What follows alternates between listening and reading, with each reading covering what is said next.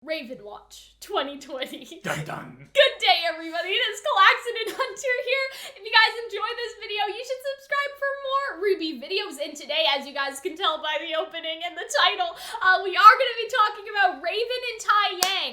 This is the theory we have had since volume fucking 5, since the post-credit scene, and today, like, it's becoming real. I know it is, okay? And so let's talk about last episode a little bit. So we see a bunch of different people that Team RWBY has interacted with over the years. Yeah. We see Ilya, we see Gira Sarah, calling Ilya, Saffron and Terracotta, Sun and Neptune, Glinda, and Tai Yang. And so here's which the I think is the whole real freak thing, out. okay? If we're talking about characters that can come help Atlas, like, in order, the least likely to get there in time is Team Coffee and Team Sun, okay? They're all the way in fucking Vacuo. Unless someone has a semblance we don't know about, it doesn't seem like it's happening. It doesn't seem like we're gonna see them. It seems like that they could stay in Vacuo. The next most likely would be Gira and Ilya. We don't know how long it took Cinder and Neo to get to Atlas when they were flying on the plane. If they did get a plane, I feel like it wouldn't be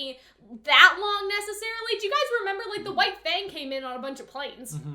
Right? Like, I think that there was a boat, but I think that Callie was also up in a helicopter, or somebody was, right? Because they were like, Adam Taurus, you're under arrest, right? So if they have access to those helicopters still, they could, you know, maybe get to Atlas. I don't know how far away it is, but they seem the second most likely compared to, like, you know, Coffee and all that stuff. They seem more likely than Coffee and Sun, just based off of location alone. Ilya and Gira and all that, they are still in Mistral trying to, I don't know, do something. I guess Gira's just a new headmaster now. They really didn't go into what they're doing here. And even though I like the idea of Ilya going back because, you know, that's where her parents died, that's where she was bullied in her childhood, and also now to go I feel back like and they save can still Atlas, do so much with her character. they can do so much with Ilya. I remember being really shocked in volume 6 when that Ilya didn't go. Yeah. We made a whole video on why Ilya should go instead of Sun, and then neither of them went. The idea with Tai Yang is that Raven can teleport to Crow, can teleport to Yang, and that's enough. You know what I mean? Can teleport to Tai Yang. And so what we have predicted for fucking ever, after that post-credits scene, we have this big theory that, like, Raven and Tai had a conversation or some sort of rekindling or something,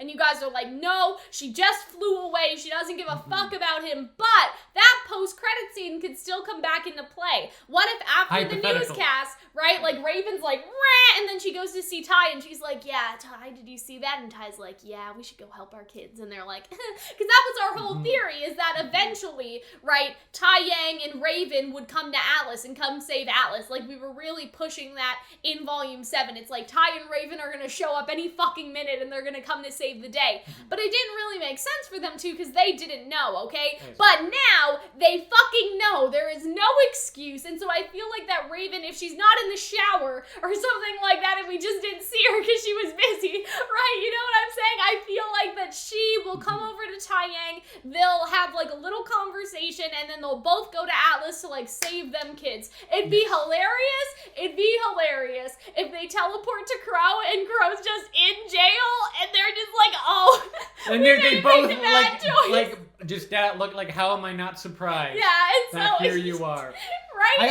I also like the emotionality of that scene, and I feel like I would be disappointed if it just happened. With Tai Yang, I feel like they really added to his character. Yeah. Like, he's, like, distraught again, because really, he hasn't seen RWBY in probably like a year in at canon. least, right? And then Yang probably also been like a couple roughly months. A year, a couple and all months. Of it, like he's maybe has heard of all these like violence and crazy shit out in the world, and he's very afraid. So I think that he would bring that fear to Raven, and Raven's whole thing was that she was afraid of Salem. Yeah. So I feel like that could be a really great scene where they like Tai Yang is finally, because briefly before they always talked about a Tai Yang like kind of shut down after Summer died. Yeah. It'd be interesting to see a difference in him. That like Tai Yang is spurred to action. He's like, I lost Summer. I'm not losing our kids. Like, I'm not losing my kids again or whatever. And that would be like my kids, and he pauses. Our kids, right? I love that. And so I feel like that it should be like Raven goes to see Tai Yang sort of thing, and Tai Yang is trying to convince her, but she's still scared. I imagine, and then they have that sort of like moment of like,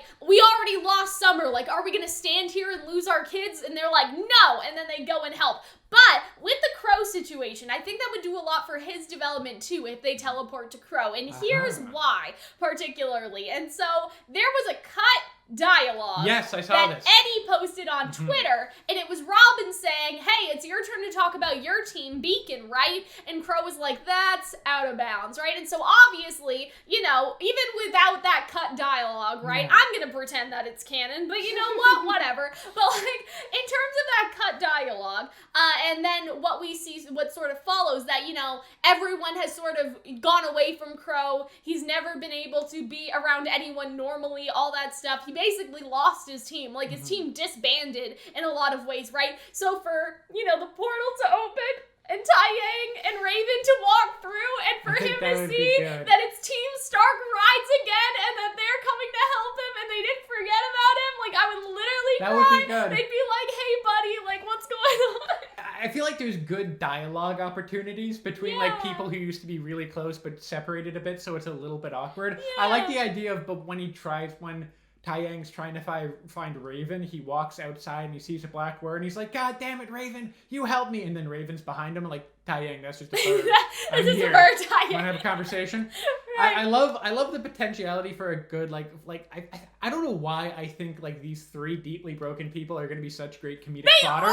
But I feel like there's going to be good comedic fodder. I also have the kind of fledgling idea of like, I like the idea of a bunch of different groups showing up. Yeah. Creating like an army. I like the idea of the Faunus and the White Fang showing up. Here's how to solve the problem of Raven knowing about the White Fang, okay? Mistral still has all communications. You still have TV and Mistral, it's just local television. Yes. You know what I mean? So what if the White Fang is like, hello, we're going to Atlas, we're gonna need a way to get there fast. And Raven's like, okay, I got you, you know what I mean? Like, maybe they're even like, Team RWBY helped us once defending Haven. Will we not go and help them? And that's how Raven sort of knows, right, that the White Fang were affiliated with Team RWBY and that they would like to go to Atlas. And she just, she goes over there, she opens the portal, lets them all in, and then she goes to Taiyang. That fixes that, like, plot hole, if you want to call them that, whatever. We're fixing our plot holes in this theory that we just made. But yeah, I just love the idea of them teleporting to Crow, and suddenly Crow's not alone in the world anymore, and it, like, you know, helps him with his grief and all that stuff, and it's, like, Taiyang and Team Stark, they all ride again. I just love it. I love it a lot. I also really would appreciate the possibility of, like, because I feel like Taiyang has a relatively recent design, but Raven hasn't changed her design at all. It'd be nice to get a Raven redesign. I would dig, like, maybe she doesn't have the mask anymore. Even Ilya, like some battle armor situation. But no, Ilya changed her outfit in Volume 6. Yeah, well, they aren't prepared for the cold, though. Like, Ilya's little leotard isn't really gonna be great, right? Maybe, like, a redesigned Gira and a redesigned... I think that could have a lot of possibilities. I mean, I feel like that would be really strenuous. But I don't know about the likelihood of them appearing this volume, but I do think that at least Raven and Taiyang are definitely appearing. I feel like showing Tai, it meant something. I feel like we're on it. Like, Raven watched for years and years and years. Yeah, they spend more time on Taiyang, but you even see Gira calling Ilya, so there's some setup there as well. It's just a matter of if they're gonna make it by this volume, but with Raven, they definitely can, and so I feel like that we got something here. We won't see Team Coffee because Raven doesn't know to go there, and she can't because there's no one she's attached to over there. But she can get the White Fang through, and then that would, like, fix maybe some problems with the White Fang people have. Now they're there, they're taking down, you know, classism and stuff. They're fighting the dictators and, you know, whatever's going on and all that. I also think it'll work great for the different characters to bring back Team Stark. We might even get some summer stuff out of it, depending on who the Hound is. That could be like really... That was out of bounds, Hunter.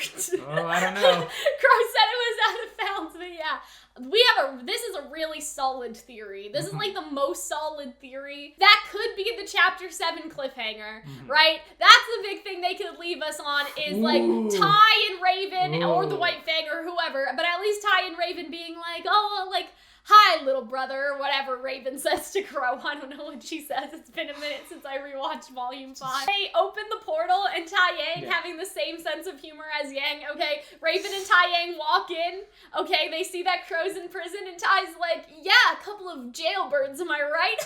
Right? And then that's just it. It's a really awkward reunion where they're all like, supposed to be this big moment, but then Tai's like, ugh! I would love the shit out of a Team Stark dynamic. We've so very rarely seen it. I've been so down. I hope that you guys enjoyed this video. If you guys did, remember to subscribe, consider supporting us on Patreon or by becoming a YouTube membership member. And yeah, we will see you guys in the next video. Bye, guys.